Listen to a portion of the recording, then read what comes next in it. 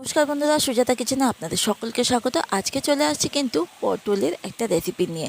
আর এই পটলের রেসিপিটার নাম হচ্ছে পটল চিংড়ির মিলমিশ। হ্যাঁ, পটল চিংড়ির মিলমিশ তো অবশ্যই নামটার সঙ্গে অবশ্যই রান্নাটার অনেকখানি মিল আছে, এই জন্যেই নামটা পটল চিংড়ির মিলমিশ। তার জন্য আমি দেখো নিয়ে নিয়েছি 500 গ্রাম মতো পটল নিয়েছি। আর পটলগুলো একটু কচি পটল হলে ভালো হয়, কারণ পটলের দানা বেশি থাকলে কিন্তু ভাল লাগবে না। আর পটলগুলো যেহেতু গোটা গোটা রান্না হবে, তো একটু কচি পটল নিলে খেতে ভালো হয়।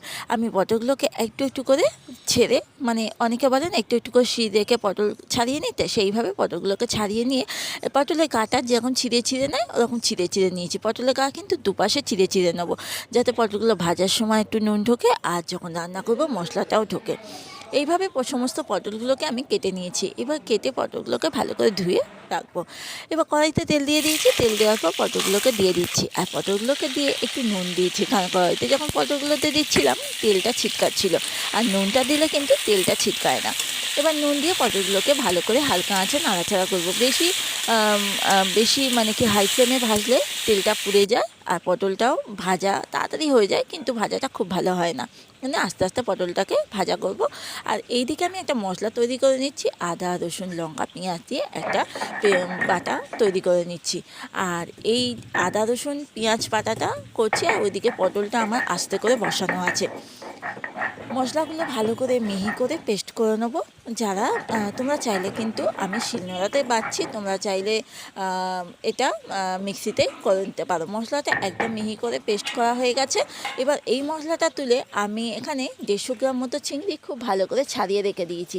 হ্যাঁ, চিংড়ি মাছের মুড়োগুলো আমি কিন্তু নিয়ে নিই, চিংড়ি মাছের মুড়ো বাদে চিংড়ি মাছগুলোকে ভালো করে ছাড়িয়ে দিয়েছি। এবার চিংড়ি মাছগুলোকে আমি একটু বেটে নেবো, মানে এই চিংড়ি মাছ এতে গোটা থাকবে না, চিংড়ি মাছগুলোকে বেটে নেবো। এইভাবে যেন চিংড়ি মাছগুলো সমস্ত বেটে নিতে হবে।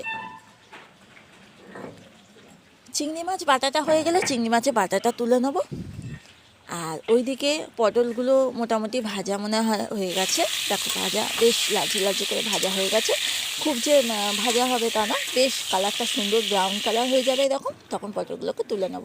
পটলের ওই তেলের মধ্যেই আমি দিয়ে দিচ্ছি তেজপাতা আর গোটা গরম মশলা। গোটা গরম মশলা দিলে সুন্দর একটা বাস যখন বেরোবে, মানে সুন্দর একটা ফ্লেভার বেরোবে যখন, তখন আমি দিয়ে দিচ্ছি একখানা বড়ো সাইজের পেঁয়াজ। পেঁয়াজটা কিন্তু বেশ ভালো করে লালচে লালচে করে ভেজে নেবো। আর তারপর এখানে যে আদা রসুন পেঁয়াজ লঙ্কা, তারপর চিংড়ি মাছ বাটা আর একটা টমেটো পেস্ট, হ্যাঁ, দিয়ে ভালো করে মশলাটাকে মানে 3 রকম দিয়ে এবার মশলাটাকে ভালো করে কিন্তু না মানে কষবো। মশলাটা খানিকটা কষা হয়ে গেলে তারপর পরিমাণ মতো এতে আমি একটু লঙ্কার গুঁড়ো, মানে লঙ্কার গুঁড়োটা ঝালটা যে যেরকম খাবে সেরকম দেবেন। আমি 1/2 চামচ লঙ্কার গুঁড়ো দিয়েছি, 1/2 চামচ চিনি দিয়েছি, তার সঙ্গে 1/2 চামচ হলুদ গুঁড়ো দিয়েছি। আর নুনটা পরিমাণ মতো, যেহেতু পটল ভাজার সময় নুনটা দিয়েছিলাম, ওই জন্য নুনটা পরিমাণ মতো দিয়ে ভালো করে কষাতে কষাতে কিছুক্ষণ পরে কষানো যখন হয়ে যাবে কালারটাও চেঞ্জ হয়ে যাবে। দেখো কষাতে কষাতে সুন্দর একটা কালার চেঞ্জ হয়ে গেছে, প্লাস এখানে তেলটাও ছেড়ে দিয়েছে। তখন বুঝতে হবে কষানোটা হয়ে গেছে আর কাঁচা গন্ধটাও চলে যায়। এবার ভালো করে যখন কষানো হয়ে গেছে তখন এর মধ্যে আমি ভেজে রাখা পটলগুলোকে দেবো। আর ভেজে রাখা পটলগুলোকে দিয়ে আর একটু কিন্তু কষাবো।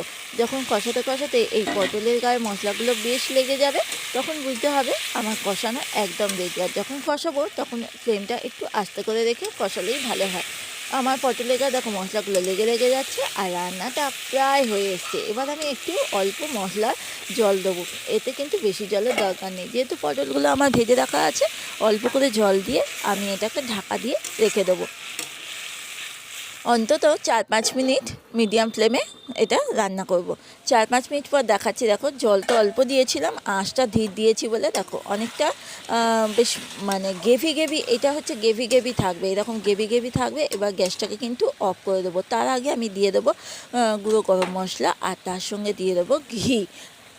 এইভাবে তৈরি হয়ে গেল আমাদের পটলের মিলমিশ। আর পটলের মিলমিশটা কেন বললাম, পটল আর চিংড়ি দুটো আছে একসঙ্গে, ওই জন্য পটল চিংড়ি মিলমিশ। গরম ভাত হোক, রুটি বা পরোটা, যার সঙ্গেই হোক এই রকম একটা রান্না থাকলে কিন্তু কি বলবো, ভাত দিয়ে খেলে তো ভাত চেটে পুটে খাবে।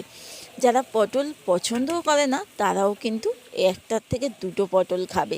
এইভাবে পটল চিংড়িটা মানে মিলমিশটা বানিয়ে নিতে পারো। যদি রেসিপিটা ভালো লাগে বন্ধুরা, অবশ্যই ইউটিউব থেকে যারা দেখছো চ্যানেলটাকে সাবস্ক্রাইব করো, আর যারা ফেসবুক থেকে দেখছো তারা আমার পেজটাকে ফলো করো। আজকের মতো আসছি বন্ধুরা, আবার নতুন কোনো ভিডিও নিয়ে তোমাদের কাছে হাজির হয়ে যাব। আর কেমন লাগলো অবশ্যই একটা লাইক কমেন্টের মাধ্যমে আমাকে জানিও, তাহলে আমারও খুব ভালো লাগবে তোমাদের কাছে আরও সুন্দর সুন্দর রেসিপি নিয়ে আসার জন্য। আজকের মতো আসছি।